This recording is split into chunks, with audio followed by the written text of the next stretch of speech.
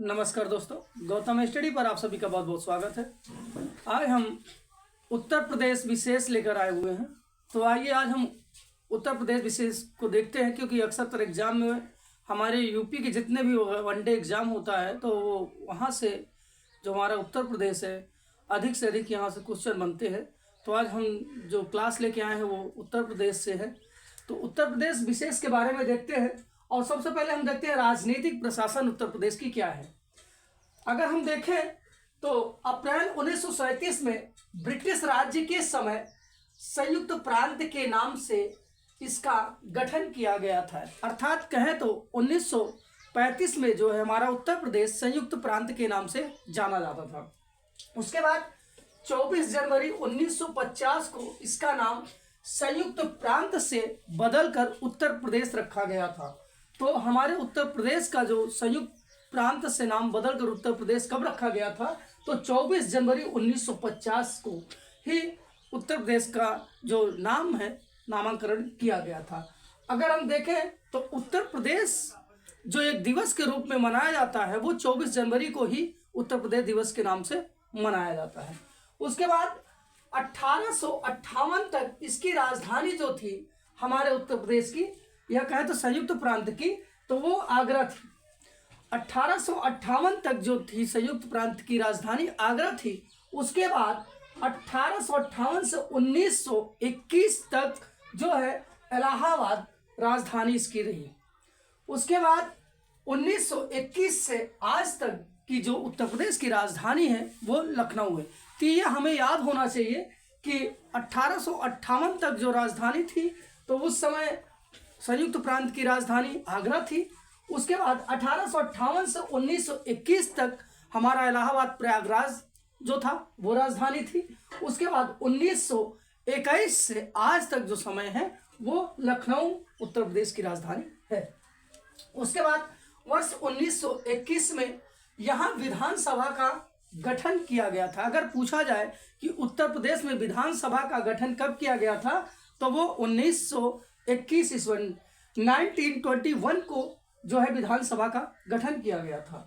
उसके बाद 9 नवंबर 2000 को उत्तर प्रदेश का विधान या कहें तो विभाजन हुआ था। तो 9 नवंबर 2000 को उत्तर प्रदेश का विभाजन हुआ था, जिसमें से कहें कि 13 जिले अलग करके एक पृथक राज्य बनाया गया था। उत्तर प्रदेश के 13 जिलों को विभाजित करके जो है एक नए राज्य का निर्माण किया गया, जो कि 2007 में अगर जो राज्य बना उसका नाम जो था उत्तरांचल प्रदेश था। तो जो उत्तर प्रदेश के 13 जिलों को विभाजित करके एक नए राज्य का निर्माण किया गया तो उसका नाम था उत्तरांचल। लेकिन सन 2007 में उत्तरांचल का नाम बदलकर उत्तराखंड कर दिया गया था और आज भी उत्तराखंड ही है। उसके बाद राज्य विधानसभा का प्रथम गठन जो हुआ था वो 1937 में किया गया। तो जो राज्य हमारा उत्तर प्रदेश के विधानसभा का जो प्रथम गठन हुआ तो वो कब हुआ? 1937 में इसका गठन किया गया। राष्ट्रीय राजधानी क्षेत्र जो एनसीआर है हमारा, वो दिल्ली, जो एनसीआर राष्ट्रीय राजधानी क्षेत्र दिल्ली है, उसमें उत्तर प्रदेश के 8 जिले सम्मिलित हैं। कितने जिले? 8 जिले सम्मिलित हैं। तो वो कौन कौन से जिले हैं? मेरठ है, गाजियाबाद है, गौतम बुद्ध नगर है, बुलंदशहर है, हापुड़ है, बागपत, मुजफ्फरनगर और शामली है। तो ये 8 नगर जो उत्तर प्रदेश के हैं वो हमारी राष्ट्रीय राजधानी में सम्मिलित है। उसके बाद देखें तो नारायण दत्त तिवारी एकमात्र ऐसे राजनेता रहे जिन्होंने उत्तर प्रदेश के अलावा उत्तराखंड के मुख्यमंत्री पद को भी सुशोभित किया है। तो जो नारायण दत्त तिवारी थे वो ऐसे व्यक्ति थे जो उत्तर प्रदेश और उत्तराखंड दोनों के मुख्यमंत्री के रूप में माने गए थे।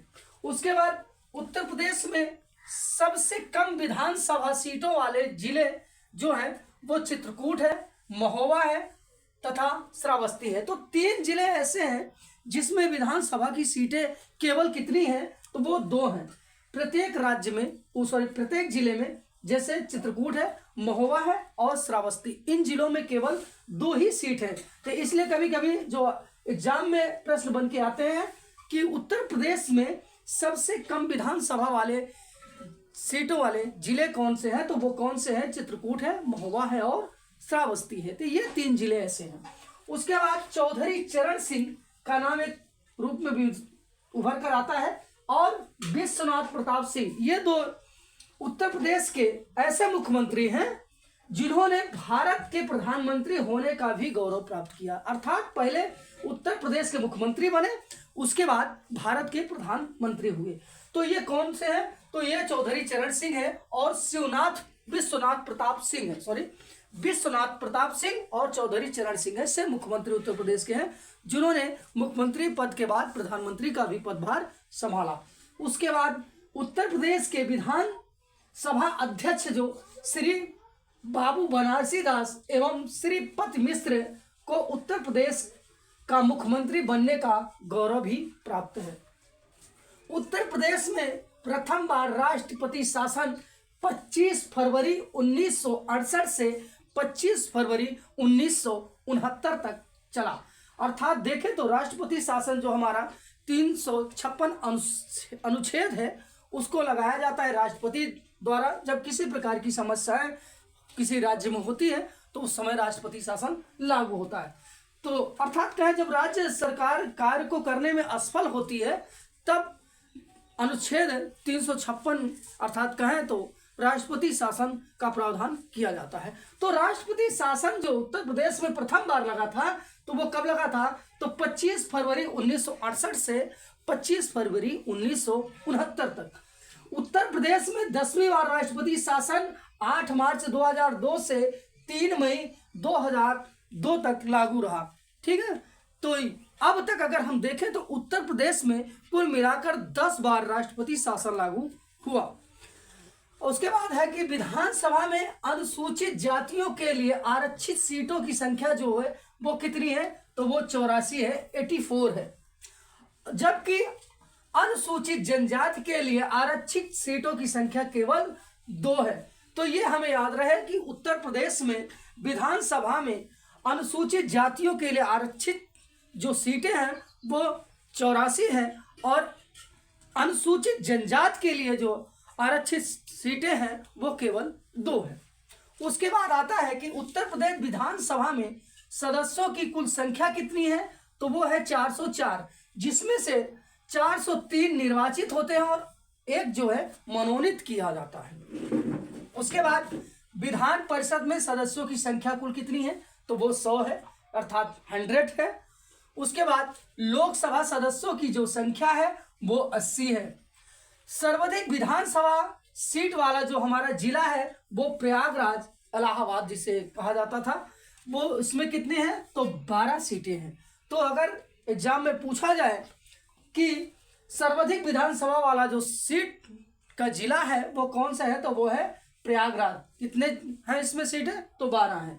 सबसे बड़े मंडल का नाम अगर आए उत्तर प्रदेश में तो वो कानपुर और लखनऊ है। ये उत्तर प्रदेश के सबसे बड़े मंडल हैं।